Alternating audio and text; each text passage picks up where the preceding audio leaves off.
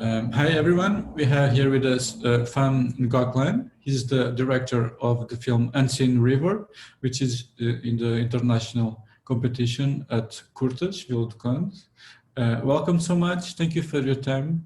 It's a pleasure to be able to talk to you about this film. I'd like to start by asking if you can tell us how the idea for the film came about and what was the inspiration.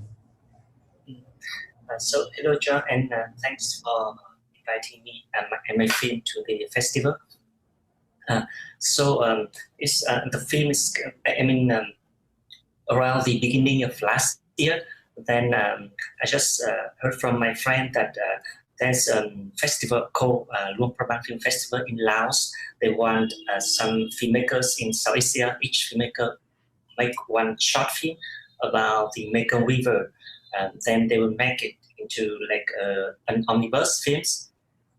So because at that time, then people all know that the Mekong River is the biggest river in Southeast Asia, and biggest and most important river. Is in dangers, and that sometimes it gives floods and sometimes dried, and there's something that very abnormal with that during this century.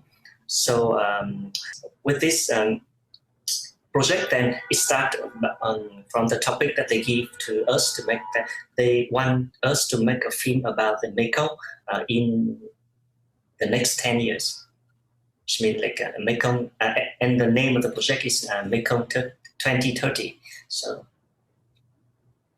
yeah. So that is interesting because of the way you show the past and the future at the same time. You know, there is this quote that says that no man ever steps in the same river twice, for it's not the same river and it's not the same man. One of the characters says something like, there are things only time can mend. So here the river is a symbol for the passage of time, I think. Is this an important theme for your work, and that you wanted to show here the depiction of time? Yes, it is. I mean, it's a bit abstract about when talking about the river, because in every art form from the past till now, then people always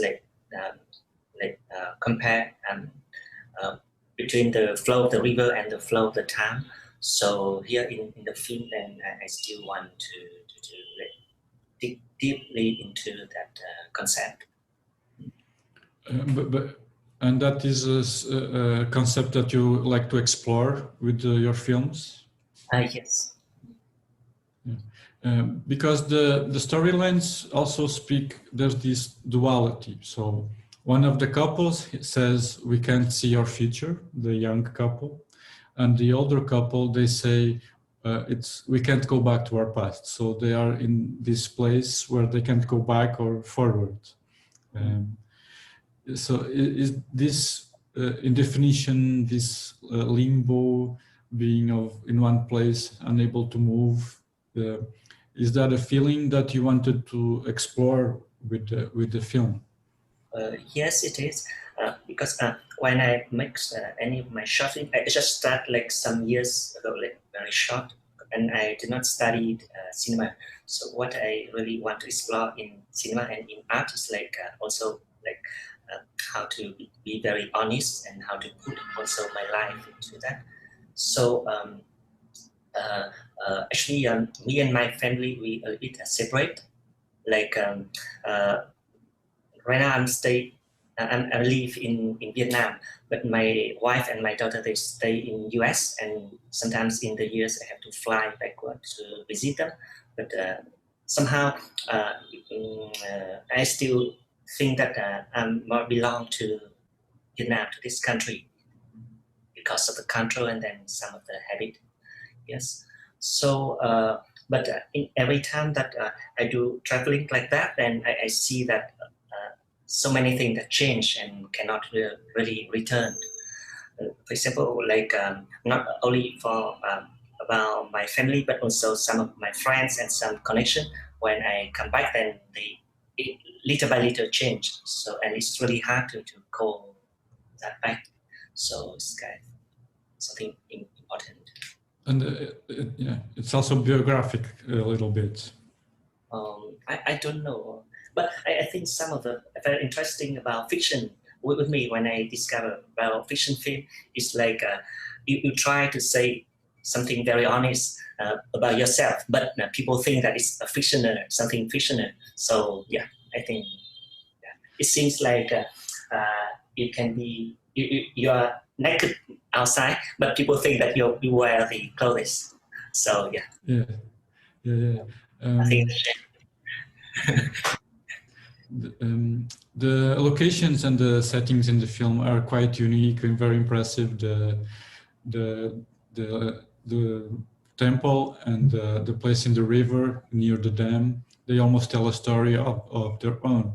How did you find them, and why did you end up choosing to use them in the film?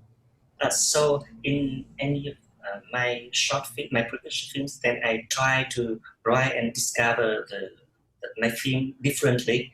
So with this film, then I started by write from the beginning. It's mostly like a play. Like I write very so many dialogues between the imagined characters that I have, and because from the beginning when the Lumpur Film Festival want us to make this film, then it's not like it has a deadline. So that from the beginning, I really know that I wanted to make this film with some of the actor and actress that I know. So because I know them very well, so I can really write the dialogue for them. So at first, there's so many dialogues, and then when I try to put them put the put all that dialogue into like action and then locations, then I try to like just like minimalize that and like delete all the unnecessary dialogues. So at first the location that what I try to find is like because for the concept of the film, then there's one woman that go upstream to the hydroelectric power plant. Then because with me the hydroelectric power plant, it seems like the metaphor for something like block to the river, and because that is blocked to the town and it changed the flow of the river, then it's also the things that change the flow of the town and change the way that the people who was there think. And the one of the very specific things about the Mekong River is that all of the country that the Mekong flow through, like 6 or 7 countries, I can't remember, but it all affected by the spirit of the Buddha, the Buddhism. So yes, I think it's necessary to have like um, statue or the pagoda in the film. So yeah, that's why we came to the location like this. Well, yeah, that's very interesting. I didn't know about the Buddhism influence and the 6 or 7 countries that the river goes through. You were telling me about how you were working with the actors, maybe to delete some dialogue, some lines. Can you tell me a little bit about the filming process? If you go with everything planned and with the compositions studied, or if there's any room for improvisation while you are shooting, if the actors can change something, for example.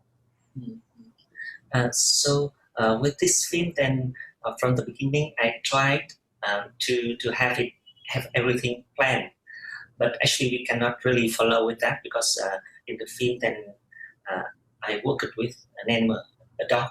So I mean, after I finished the first draft of the script, then I went to the locations and then I spent some weeks there to finalize and then change things in the script and then try to imagine like how I will film it.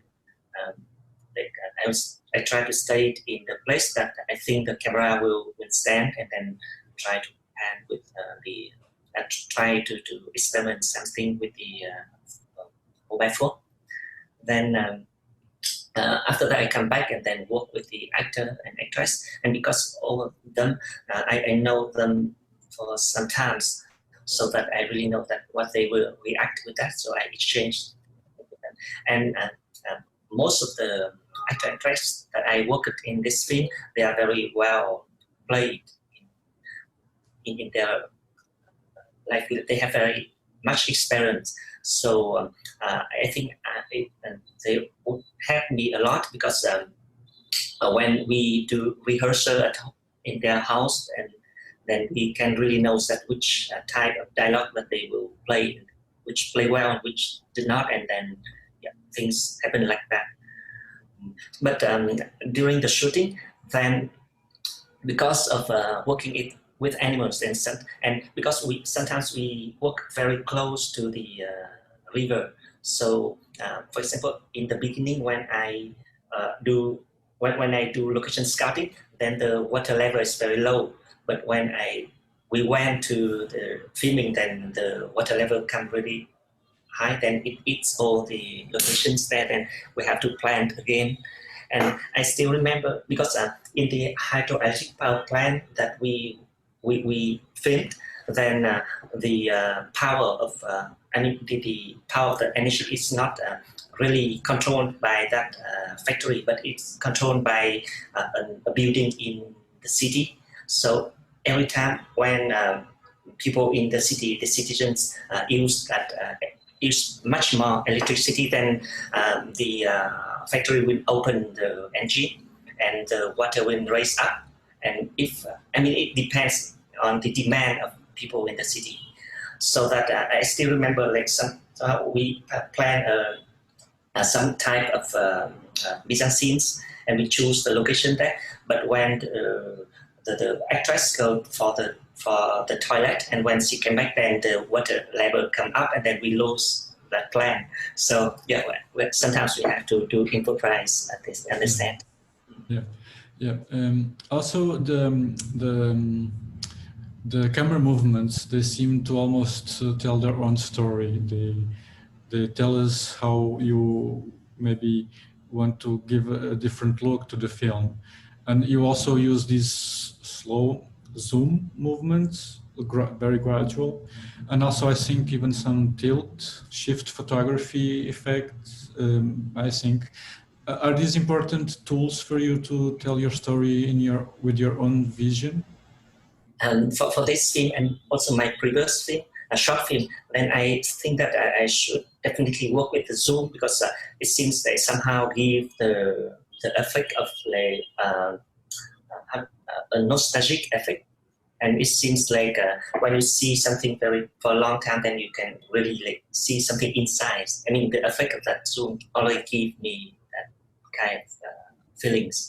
So yes, and so at first in the script, then we plan to have the tilt shift in just only one shot. But actually, when we work with a big camera, then the tilt shift lens for that is too expensive to rent. So, and we still want to have that effect, because we still want to do two shots at the same time, but it's represented in different way. So, I mean, with that tilt shift effect, then I use the color correction, like the software instead of the It's interesting that you mentioned your previous film, because I think there is some continuity. I think the Blessed Land has some of the same motifs, like loneliness and not connecting with the world around you. Also, the way with the camera movements. In this film, there's a scene with the monk where you see that he is fishing, but not for fish, but for peace of mind.